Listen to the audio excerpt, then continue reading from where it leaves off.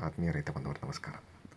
ದಿನಾಂಕ 13/12/2025 ಶನಿವಾರದಂದು ಸಂಪೂರ್ಣ ಸಾವಯವ ಕೃಷಿಕರ ಸಂಘದ ವತಿಯಿಂದ ಒಡ್ರಾಡಿ ಶಿವಕುಮಾರ್ ಅವರ ತೋಟದಲ್ಲಿ ಮಾಸಿಕ ಸಭೆಯನ್ನು ಹಮ್ಮಿಕೊಳ್ಳಲಾಗಿತ್ತು. ಈ ಮಾಸಿಕ ಸಭೆಯ ಒಂದು ಚಿತ್ರಣ. ಸರ್ ನಮಸ್ತೆ ಎಲ್ರಿಗೂ. ನೋಡಿ, ಈಗ ನಮ್ಮದು ಜಮೀನಲ್ಲಿ 5 ಎಕರೆ ಜಮೀನಿದೆ. 5 ಎಕರೆಯಲ್ಲಿ ನಾನು 8 ಬಾರಿ ಬೋರ್ ಹಾಕ್ತಿದ್ದೆ, ನೀರು ಬರಲಿಲ್ಲ. 7ನೇ ಬಾರಿಗೆ ಸುಮಾರು ಸಂದ ಬಂತು, ಮತ್ತು ಬರೆದೋಯ್ತು. 8ನೇ ಬಾರಿ ನಾನು ಎಲ್ಲ ಥರನೂ ಏನೋ ವಾಚು, ನಿಂಬೆಹಣ್ಣು, ಬೇವಿನ ಕಡ್ಡಿ ಮತ್ತು ಜಿಯಾಲಜಿಸ್ಟ್ ಎಲ್ಲರೂ ಕೂಡ ನೋಡಿ ಮಾಡಿಸ್ದೆ, ನೀರು ಬಂದಿರಲಿಲ್ಲ. ಮನೆಗೆ ನಾನು ಇದೊಂದು ಲಾಸ್ಟ್ ಇದು ಹಾಕ್ಬಿಡಪ್ಪ ಅಂದ್ಬಿಟ್ಟು ಇಟ್ಕೊಬಿಟ್ಟೆ. ಒಂದು ದಿವಸ 3 ಬೋರ್ ಹಾಕ್ತೆ. ಲಾಸ್ಟ್ ಹಾಕ್ಸುವಂತ ಅವ್ರು ಬೇಡ ವೇಸ್ಟ್ ಮಾಡ್ಕೊತೀವಿ ಅಂತಂದು ಈ 2011ರಲ್ಲಿ ಆಗಿರ್ತದೆ. ಆಮೇಲೆ ಇಲ್ಲಿ ಹಾಕುವಂತ ನಿಂತ್ಕಡೆ ಇಲ್ಲಿ ಬಂತು, 90 ಅಡಿ ನೀರು ಬಂತು, ಮುಂದಕ್ಕೆ ನೀರು ಬಂದಿಲ್ಲ. ಎಷ್ಟು 3/4 ಇಂಚು 1/2 ಇಂಚು ಬಂತು. ಕುಡಿಯೋಕ್ಕಾರೆ ಇಲ್ಲಿ ಕಡಲಿದ್ದೀವಿ ಅಂತ ಮಾಡಿಸಿಟ್ಟಿದ್ದೆ. ಅದು ಹಂಗೆ ಬಂತು. ಆಮೇಲೆ ಹಂಗೆ ಗೊತ್ತಾಯ್ತು ಒಂದು ಸ್ವಲ್ಪ. ಅದನ್ನು ನಂಬ್ಕೊಂಡು ಈ ತೇಗಳೆಲ್ಲ ಹಾಕಿದ್ವಿ ಸುಮ್ಮನೆ. ಬೇಸಿಗೆಂದ್ರೆ ಒಣಕಳವು, ಮಳೆಗಾಲದಲ್ಲಿ ಬರ್ತಿದ್ದು, ಆ ಥರ ಇತ್ತು ತೇಗ ಮರಗಳು. ಅದು ನೀರು ಹಂಗೆ ಇಟ್ಕೊಂಡಿದ್ವಿ. ಈಗ 2025ರಲ್ಲಿ ಕೊರೋನಾ ಬರಲಾಗಿ ಮನೆ ಕೂತ್ಕೊಂಡಾಗ ಯೋಚನೆ ಮಾಡಿದಾಗ ಇಲ್ಲಿ ಬಂದು ಕಾಡಿ ನೋಡೋಣ, ಕಾಡಲ್ಲಿ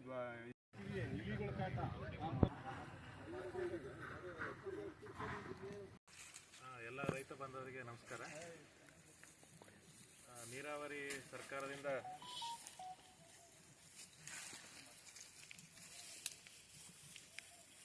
ಸರ್ಕಾರದ ಯೋಜನೆ ಅಂದರೆ ಸಾಕಷ್ಟು ಡ್ಯಾಮ್ಗಳನ್ನೆಲ್ಲ ಕಟ್ಟಿಬಿಟ್ಟು ನೀರಾವರಿ ಕೊಡಬೇಕು ಅಂತ ಸರ್ಕಾರದ ಯೋಜನೆ ಇರುತ್ತೆ. ಅದರಲ್ಲಿ ನಮ್ಮ ಕರ್ನಾಟಕದಲ್ಲಂತೂ ಸಾಕಷ್ಟು ಅಣೆಕಟ್ಟು ಮೂಲಕ ಕೊಡ್ತಾ ಇದ್ದೀವಿ. ನಿಮ್ಗೆ ಗೊತ್ತಿರ್ಬೋದು, ಕರ್ನಾಟಕದಲ್ಲಿ ಅತಿ ಹೆಚ್ಚು ಬೆಳೀತಾ ಇರೋದು ಭತ್ತ ಮತ್ತು ಕಬ್ಬು ಜಾಸ್ತಿ ಬೆಳೀತಾ ಇದ್ದೀವಿ. ಅದರಲ್ಲೂ ತುಂಗಭದ್ರಾ ಭಾಗದಲ್ಲಿ ಭತ್ತ ಭಾಳ ಬೆಳೀತಾರೆ. ನೀರು ಇಲ್ಲದೇ ಇದ್ದರೆ ಭತ್ತನೇ ಬೆಳೆಯೋಕ್ಕೆ ಸಾಧ್ಯ ಇಲ್ಲ ಅನ್ನೋವಂಥ ಮಟ್ಟಕ್ಕೆ ರೈತರು ಹೋಗ್ಬಿಟ್ಟಿದ್ದಾರೆ.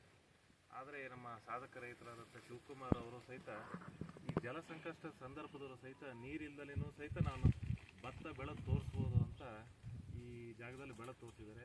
ಅವರಿಗೆ ನಾನು ವಾಲ್ಮೀಕಿ ಸಂಸ್ಥೆಯ ಪರವಾಗಿ ಧನ್ಯವಾದಗಳನ್ನು ಹೇಳಲಿಕ್ಕೆ ಇಷ್ಟಪಡ್ತೀನಿ. ಯಾಕಂದರೆ ಮುಂದೆ ಬರುವಂಥ ದಿವಸಗಳಲ್ಲಿ ನಾವು ನೀರಿಗಾಗಿ ಭಾಳ ಸಮಸ್ಯೆಗಳನ್ನು ಎದುರಿಸುವಂಥ ದಿನಗಳು ಭಾಳ ಇದೆ. ಈ ನೀರು ಕಡಿಮೆ ನೀರಲ್ಲೂ ಇದನ್ನು ಮಾಡ್ಬೋದು, ಈ ತಂತ್ರಜ್ಞಾನ ಇದೆ ಅಂತ ಇದು ಹೆಚ್ಚೆಚ್ಚು ಪ್ರಚಾರ ಆಗಬೇಕು. ನಮ್ಮ ರೈತರಲ್ಲಿ ಏನಂದರೆ 6 ಇಂದ 8 ಇಂಚು ನೀರು ಇದ್ದರೆ ಮಾತ್ರ ಭತ್ತ ಬೆಳುತ್ತೆ ಅನ್ನುವಂಥದ್ದು ತಲೆಯಲ್ಲಿ ಹಾಸು ಹೊಕ್ಕಾಗಿ ನಿಂತುಬಿಟ್ಟಿದೆ. ಅದಿಲ್ಲ, ಈ ರೀತಿಯೂ ಬರೀಬೋದು. ಮತ್ತು ಅದರಲ್ಲೂ ನೀರಾವರಿ ಪ್ರದೇಶನೂ ಅಲ್ಲ ಇದು. ಇನ್ನು ಮುಂದೆ ನಮ್ಮ ಊರಿಗಾಲಿ ಏತ ನೀರಾವರಿಯಿಂದ ನೀರು ಕೊಡುವಂಥ ವ್ಯವಸ್ಥೆ ಇರ್ಬೋದು. ಇಂಥ ಒಂದು ಗುಡ್ಡಗಾಡು ಪ್ರದೇಶದಲ್ಲೂ ಸಹಿತ ಕಡಿಮೆ ನೀರು ಸೋರ್ಸ್ ಇರುವಂಥದ್ದು, ಅದರಲ್ಲೂ ಮಳೆ ನೀರು ಕೊಯ್ಲು ಪದ್ಧತಿಯನ್ನು ಅಳವಡಿಸ್ಕೊಂಡು ಈ ರೀತಿ ಭತ್ತ ಬೆಳೆದಿದ್ದಾರೆ. ಭಾಳ ಒಂದು ಮಾದರಿ ರೈತರಾಗಿದ್ದಾರೆ. ಇದು ಹೆಚ್ಚು ಪ್ರಚಾರಕ್ಕೆ ಒಳಪಡಬೇಕು. ಮತ್ತು ಇವರು ಸಾವಯವ ಆಧಾರದ ಮೇಲೆ ಮಾಡ್ತಾ ಇದ್ದಾರೆ, ಅದು ಇಂಪಾರ್ಟೆಂಟ್. ರೈತರಿಗೆ ಏನಂದರೆ ಇತ್ತೀಚಿನ ದಿನಗಳು ಏನಾಗ್ತಿದೆ, ಹೆಚ್ಚು ರಾಸಾಯನಿಕ ಮೊರೆ ಹೋಗ್ಬಿಟ್ಟು ನಾವು ಬಂಡವಾಳ ಹಾಕೋದು ಜಾಸ್ತಿ ಆಗಿದೆ, ನಮ್ಮ ರಿಟರ್ನ್ ಬರೋದು ಭಾಳ ಕಡಿಮೆ ಆಗಿದೆ. ರೈತರ ಸಾಲಕ್ಕೆ ಬೀಳುವಂಥ ಒಂದು ಪರಿಸ್ಥಿತಿ ಬಂದುಬಿಟ್ಟಿದೆ. ಈ ರೀತಿ ಪದ್ಧತಿ ಅಂದರೆ ಈಗ ಮೊದಲು ಏನಾಗಿದೆ, ಸಸಿ ಮಾಡಿಬಿಟ್ಟು ನೆಡುವಂಥ ಪದ್ಧತಿ ಇತ್ತು. ಅವ್ರು ಸರ್ ಹೇಳಿದರು, ಅದರಲ್ಲಿ ಖರ್ಚು ಜಾಸ್ತಿ ಇದೆ, ಆಳುಗಳ ಖರ್ಚು, ಮತ್ತೆ ಮೇಂಟೈನ್ ಮಾಡಬೇಕು, ಮಣ್ಣಿನ ಫಲವತ್ತತೆ ಎಲ್ಲ ಹೆಚ್ಚು ಕಮ್ಮಿ ಆಗ್ತಿರ್ತದೆ. ಅದು ಇವರು ನೇರವಾದ ಕೂರಿಗೆ ಪದ್ಧತಿ ಅಂದರೆ ಚೆಲ್ಲುವ ಪದ್ಧತಿ ಮೂಲಕ ಮಾಡಿದ್ದಾರೆ. ಖರ್ಚು ಕಡಿಮೆನೂ ಇಂಪಾರ್ಟೆಂಟ್, ಯಾಕಂದರೆ ತಾಂತ್ರಿಕತೆ ಅಂದರೆ ಎಲ್ಲ ಥರನೇ ನೀರು ಬಳಕೆನೂ ಕಡಿಮೆ ಮಾಡಿದ್ದಾರೆ. ಮತ್ತು ಇದರೊಂದಿಗೆ ಲೇಬರ್ ಇರ್ಬೋದು, ಅದನ್ನು ಕಡಿಮೆ ಮಾಡುವ ಮೂಲಕ ಒಂದು ಲಾಭಾಂಶ ಆಗಬೇಕಲ್ಲ. ಏನೇ ಕೆಲಸ ಮಾಡಿದರೂ ನಾವು ಒಂದು ಲಾಭದಲ್ಲಿ ಇದ್ದರೆ ಮಾತ್ರ ನಾವು ಜೀವನ ನಡೆಸಲಿಕ್ಕೆ ಸಾಧ್ಯ ಆಗೋದು. ಆ ನಿಟ್ಟಿನಲ್ಲಿ ಅವರು ಕೆಲಸ ಮಾಡ್ತಾ ಇದ್ದಾರೆ. ಎಲ್ಲ ರೈತ ಬಾಂಧವರು ಇದನ್ನು ಅಳವಡಿಸಿಕೋಬೇಕು. ಇಂಥ ಸಾಧಕ ರೈತರ ಜಮೀನುಗಳನ್ನು ವಿಸಿಟ್ ಮಾಡಿಬಿಟ್ಟು ಅವರು ಅಳವಡಿಸಿರುವಂಥ ತಾಂತ್ರಿಕತೆಗಳನ್ನು ತಿಳ್ಕೊಂಡು ಮಾಡಿದ್ದೇ ಹೋದಾದಲ್ಲಿ ಕಡಿಮೆ ನೀರಲ್ಲೂ ಸಹಿತ ನಾವು ಇಂಥ ಒಂದು ಭತ್ತದ ತಳಿಯನ್ನು ಬೆಳೀಬೋದು ಅಂತ ತಿಳಿಸ್ಕೊಟ್ಟಿದ್ದಾರೆ. ನಮಗೆ ಭಾಳ ಹೆಮ್ಮೆ ಅನ್ನಿಸ್ತಾ ಇದೆ. ಇವತ್ತು ನಮ್ಮ ಸಂಸ್ಥೆಯ ನಿರ್ದೇಶಕರಾದ ಡಾಕ್ಟರ್ ಗಿರೀಶ್ ಶರ್ಮ ರೆಡ್ಡಿ ಅವರು ಬರಬೇಕಾಗಿತ್ತು. ಅನಿವಾರ್ಯ ಕಾರಣಗಳಿಂದ ನಾನು ಹೇಳ್ತೀನಿ ಯಾಕೆ ಅಂತ ಬರೋಕ್ಕಾಗಿಲ್ಲ. ನಮಗೊಂದು ಸುಯೋಗ ಇಂಥ ಒಂದು ಜಾಗದಲ್ಲಿ ಬಂದು ಇದು ನೋಡಲಿಕ್ಕೆ. ನಾವು ಪ್ರಾಕ್ಟಿಕಲಿ ಹೇಳ್ತಾ ಇರ್ತೀವಿ, ಇಲ್ಲಿ ಬಂದಾಗ ನೋಡಿದಾಗೆ ಅದ್ರದ್ದು ಅನುಭವ ಆಗುವಂಥದ್ದು ಭಾಳ ಖುಷಿಯಾಗಿದೆ. ಇಂಥ ರೈತರಿಗೆ ನಾವು ಮುನ್ನೆಲೆ ತರುವಂಥ ಕೆಲಸವನ್ನು ನಾವು ವಾಲ್ಮೀಕಿ ವತಿಯಿಂದ ಮಾಡ್ತೀವಿ. ಇನ್ನೂ ಹಲವಾರು ಯಾರ್ಯಾರು ಯಶೋಗಾಥೆಗಳು ರೈತರು ಇರ್ತಾರೆ, ಅವರು ಸಾಧನೆಗಳನ್ನು ಇನ್ನೂ ರೈತರಿಗೆ ತಿಳಿಸುವ ಮೂಲಕ ರೈತರ ಸಂಕಷ್ಟಕ್ಕೆ ಒಳಗಾಗಬಾರ್ದು, ಆರ್ಥಿಕವಾಗಿ ಸಬಲೀಕರಣ ಆಗಬೇಕನ್ನೋದು ನಮ್ಮ ವಾಲ್ಮೀಕಿ ಸಂಸ್ಥೆ. ಅಂದರೆ ವಾಲ್ಮೀಕಿ ಅಂದರೆ ತಮ್ಗೆ ಹೇಳಿಲ್ಲ, ಜಲ ಮತ್ತು ನೆಲ ನಿರ್ವಹಣೆ ಸಂಸ್ಥೆ ಅಂತೇಳಿ ಕರ್ನಾಟಕ ಸರ್ಕಾರದ ಜಲಸಂಪನ್ಮೂಲ ಇಲಾಖೆಯ ಅಂಡರ್ ಕೆಲಸ ಮಾಡ್ತೀವಿ. ಜಲ ಮತ್ತು ನೆಲ ನಿರ್ವಹಣೆ ಸಂಸ್ಥೆ ಅಂತ. ಇದನ್ನು ಇಂಗ್ಲೀಷ್ನಲ್ಲಿ water and land management institute ಅಂತ ಹೇಳ್ತೀವಿ. ಆ ಇಂಗ್ಲೀಷ್ನಲ್ಲಿ ಇರುವಂಥ ಒಂದೊಂದು ಪದನ ತೆಗೆದುಬಿಟ್ಟು ನಾವು ವಾಲ್ಮಿ ಅಂತ ಮಾಡಿದ್ದೀವಿ. ದೇಶದ ಭಾಗದಲ್ಲಿ 17 ಕಡೆಯಲ್ಲಿ ವಾಲ್ಮಿ ಇದೆ. ಅದರಲ್ಲೂ ನಮ್ಮ ಕರ್ನಾಟಕ ಒಂದು ವಾಲ್ಮಿ. ಕರ್ನಾಟಕದಾದ್ಯಂತ ಇರುವಂಥ ರೈತರಿಗೆ ತಿಳುವಳಿಕೆ ನೀಡುವಂಥ ಕೆಲಸ, ಜ್ಞಾನ ಕೌಶಲ್ಯಗಳನ್ನು ಹೆಚ್ಚು ಮಾಡುವಂಥ ಕೆಲಸ ನಮ್ಮ ಸಂಸ್ಥೆಯ ವತಿಯಿಂದ ಮಾಡ್ತಾ ಇದೆ. ಇದು ಮುಂದಿನ ವಿಷಯಗಳನ್ನು ಅಲ್ಲಿ ಸಭೆಯಲ್ಲಿ ಮತ್ತೆ ಮಾತಾಡೋಣ. ಭಾಳ ಖುಷಿ ಆಗ್ತಾ ಇದೆ. ಇದನ್ನು ನಿಮ್ಮಂಥ ಸಾಧಕ ರೈತರು ಅಳವಡಿಸ್ಕೊಳ್ಳೋ ಮೂಲಕ ಹೆಚ್ಚು ಈ ಭಾಗದ ರೈತರು ಆರ್ಥಿಕವಾಗಿ ಸುಸ್ಥಿರ ಆಗಬೇಕು. ನಿಮ್ಮನ್ನು ನೋಡಿ ಬೇರೆ ಬೇರೆ ಪರ ಊರಿನ ಬಂದು ಈ ರೀತಿ ಅಳವಡಿಸೋದ್ರ ಮೂಲಕ ನೀರಿನ ಸಂಕಷ್ಟದಲ್ಲೂ ನಾವು ಒಂದು ಬೆಳೆ ಬೆಳಿಬೋದು ಅನ್ನೋದನ್ನ ತೋಡ್ಪಡಿಕೆ ಆಗಲಿ ಅಂತ ನಾನು ಹೇಳ್ತಾ ಶಿವಕುಮಾರ್ ಅವರಿಗೆ ಮತ್ತೊಮ್ಮೆ ನಾನು ಧನ್ಯವಾದ ಹೇಳಿಕೆ ಸರ್. ಇದ್ರದ್ದು ಈಗ ಅದಕ್ಕೆ ಒಂದು ಜೀವಾಮೃತ ಮತ್ತು ಇದು ಎಲ್ಲ ಸ್ಟರಿ ಮುಖಾಂತರ ಜೀವಾಮೃತ ಅಂದರೆ ಸ್ಟರಿ ಕೊಟ್ಟು ಅದಷ್ಟು ಮಾಡಿದ್ದಾರೆ. ಇದಕ್ಕೆ ಬರೀ ಏನು ಕೊಡ್ದೇ ಯಾವ ರೀತಿ ಬರ್ತದೆ, ಬರೀ ಸ್ಟರಿಲೇ ಹೇಗೆ ಬರ್ತದೆ ಅನ್ನೋ ಒಂದು ಎರಡು ಡಿಫ್ರೆನ್ಸ್ ಆಗಿ ಪ್ರಾಯೋಗಿಕವಾಗಿ ಮಾಡಿದ್ರು. ಇದನ್ನ ಯಾಕೆ ಜನ ಯಥೇಚ್ಛವಾಗಿ ಖರ್ಚು ಮಾಡ್ತಾರೆ, ಇದನ್ನ ಮಾಡಬಾರ್ದು, ಈ ಥರ ಮಾಡಲಿ ಅನ್ನೋದೊಂದು ಇವ್ರದ್ದೊಂದು ಹಠ ಮಾಡಿ ಈ ಥರ ನಾ ಬೆಳಿತೀನಿ ಅಂತ ಅಂದ್ಬಿಟ್ಟು ಆ ಕಡೆಗೆ ಒಂದು ಸ್ವಲ್ಪ ಅಲಸಂದೆ ಅವೆಲ್ಲನೂ ಹಾಕೊಂಡಿದ್ದಾರೆ. ಅದಕ್ಕೂ ಕೂಡ ನೀರು ಇಟ್ಕೋದಿಲ್ಲ. ಅಂಥದ್ರಲ್ಲಿ ಇವೆಲ್ಲನೂ ಮಾಡಿ ಸಾಧನೆ ಮಾಡಲೇಬೇಕು ಅಂತ ಹಠದಿಂದ ಮಾಡಿರ್ತಕ್ಕಂಥದ್ದು ಇದು ಮಾದರಿಯಾಗಿದ್ದಾರೆ. ಡೆಮಾನ್ಸ್ಟ್ರೇಷನ್ ಪ್ಲಾಟ್ಸ್ ಅಂತ ಅದಕ್ಕೋಸ್ಕರ ಸರ್ ಈಗ ತೋರಿಸ್ಬೇಕು ನಮ್ಮ ರೈತರು ಅಂತ ಮಾಡಿರೋದು ನಾನು. ಎಷ್ಟೋ ಜನ ಇಲ್ಲ ರೈತರು ಬಂದಿರ್ಬೋದು, ನೋಡ್ಕೊಂಡು ನೋಡಿದ್ರು ದನ ಕಟ್ಟಕ್ಕೆ ಮೇಸಯ್ಯ ಅದಾಯ್ತಿತ್ತು ಅಂದವ್ರೆ. ನಾನು ಬೆಳೆದೋಗಿದ್ದಕ್ಕೆ ನೋಯ ಅಂದ ಸಿಟ್ಟು ಬಂದ್ಬಿಟ್ಟು ಇಲ್ಲೇ ಕಳೆ ಕೊಡ್ತಿದ್ದೀನಿ ನಾನು. ದನ ಕಟ್ಟು ಮೇಸಪ್ಪ ಅದು ಯಾಕೆ ತಿಳಿಸಿ ಅಂತಂದ್ರು. ಬೆಳೆದಾಯ್ತು ಹೋಗು ಬರ್ತಾನೆ ಅಂತ ಹೇಳ್ಕೊಡ್ತೀನಿ. ನಮಗೆ ಗೊತ್ತಿಲ್ಲ, ಅಚಾನಕವಾಗಿ ಇದು ಈ ಥರ ಬಂದಿತ್ತು. ಶಿವಕುಮಾರ್ ಅವರ ಒಂದು ಸಣ್ಣ ಸಜೆಷನ್ ಹೇಳ್ತೀನಿ. ಹೇಳಿ ಸರ್. ಇದನ್ನು ನೀವು ಚೆಲ್ಲಿದ್ರಲ್ವಾ, ಹೌದು, ನೀವು ಸಾಲ್ ಪದ್ಧತಿಯಲ್ಲಿ ಹಾಕಿ ನಿಮ್ಗೆ ಕಳೆ ನಿರ್ವಹಣೆನು ಆರಾಮಾಗಿ ಚುಂಟಿಗೆ ಹೊಡ್ಕೊಂಡ್ರೆ ಆಗ್ತದೆ. ಇದನ್ನ ನೆಕ್ಸ್ಟ್ ನೀವು ಅದೊಂದು ಸ್ವಲ್ಪ ಅಳವಡಿಸ್ಕೊಳ್ಳಿ.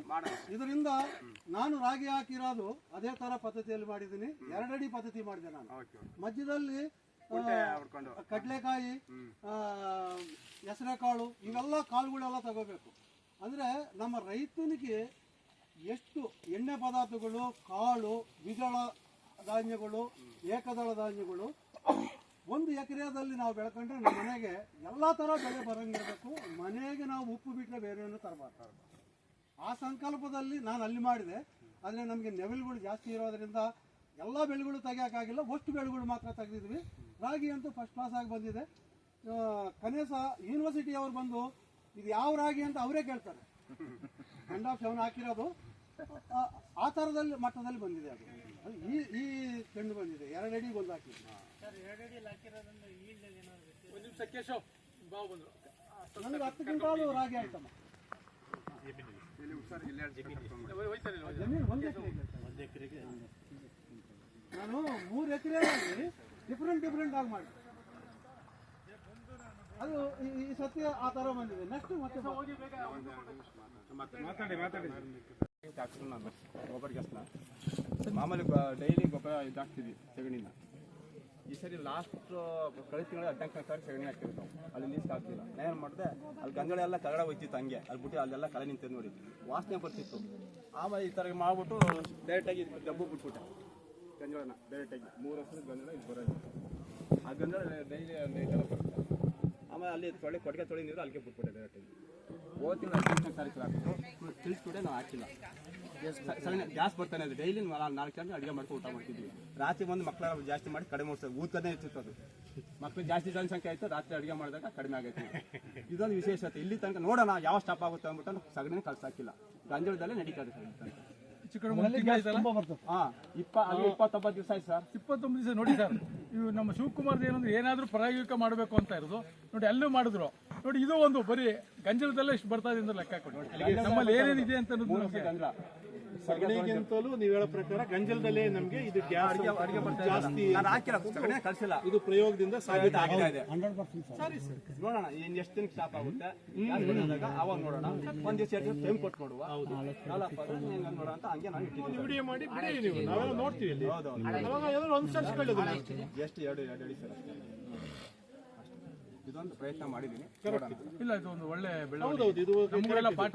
ಹೌದು, ಅನ್ವೇಷಣೆ.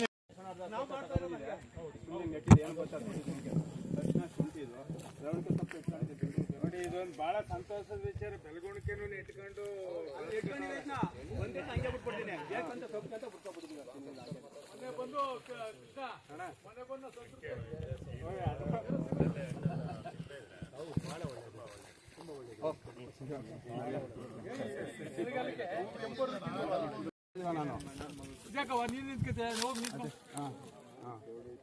ನೋಡಿ ಸರ್, ಇಂಜಿನಿಯರಿಂಗ್ ಕಾಲೇಜ್ ಲೆಕ್ಚರು ಮಗಳು M.Tech ಓದಿದ್ದಾಳೆ. ಇಂಜಿನಿಯರಿಂಗ್ ಲೆಕ್ಚರ್ ಅದೋಣ ಇಂಜಿನಿಯರಿಂಗ್ ಲೆಕ್ಚರ್ ಬಂದು ಮುಂದೆ ನಿಂತ್ಕೋಬೇಕು.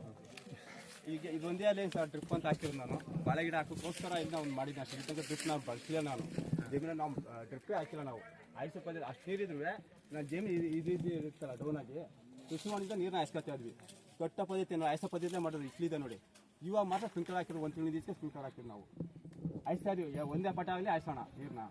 ಡ್ರಿಪ್ ಆ ಮರಗಳಿಗೆ ಹಾಯಿಸೋಕ್ಕಾಗಲ್ಲ. ಈ ಬಾಳೆ ಈ ಥರ ಮಾಡ್ಬೋದೇನೋ ನಮ್ಗೆ ಗೊತ್ತಿಲ್ಲ. ಅದೆಲ್ಲ ನೋಡಿ ತೆಂಗೆಲ್ಲ ಕಡಿಮೆ ನೀರಲ್ಲಿ ಅಷ್ಟು ಮಟ್ಟಿಗೆ ಇದ್ದಾವೆ.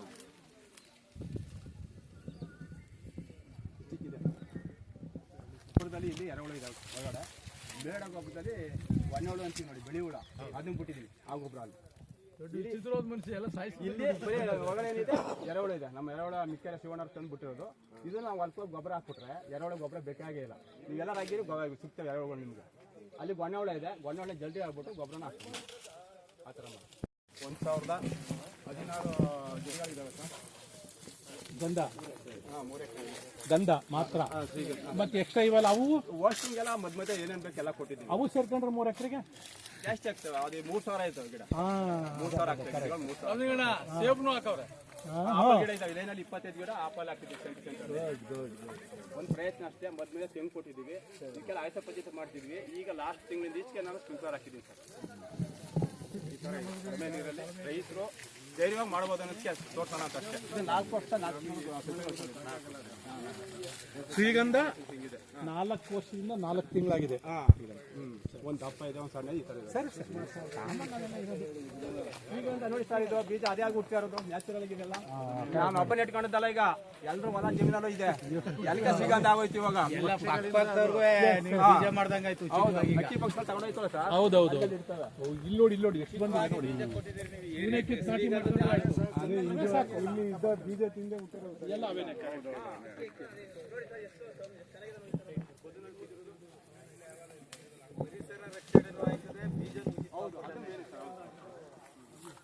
ನಾವು ಹಿಂಗೆ 1 ಇಂಚ್ ತೆಗಿಬೇಕು. 1 ಇಂಚ್ ಬಿಟ್ಟು ಇದನ್ನ ತೆಗೆದ್ರೆ ಇದು ಹುಳೆಗಳ ಹೋಗಿ ಹಾಳಾಗುತ್ತೆ. ಇದು ಇದಕ್ಕೆ JCB ಹೊಡೆದು ಬಿಟ್ಟು ನೋಡಿ ಬಿದ್ದೋಗಿತ್ತು ಮರ, ಹಂಗೆ ಮುರಿದೋಗಿತ್ತು. ಹಂಗೆ ತೆಗೆದಿದ್ದೀವಿ ನಾವು ನೋಡಿ. ಈ ಥರ ಕೊಟ್ಟಿದ್ದೀವಿ.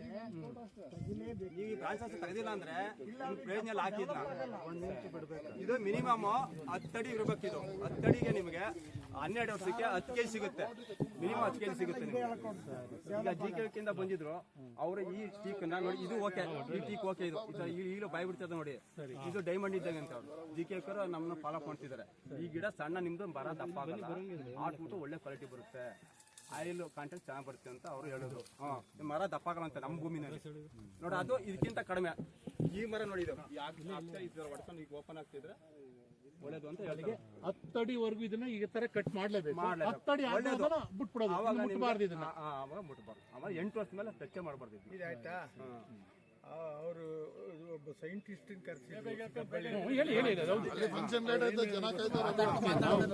ಹೊಸ್ತಾ ಮಾಡೋರ್ಗಿದೆ ಐಡಿಯಾ ಗೊತ್ತಾಗಬೇಕಲ್ಲ.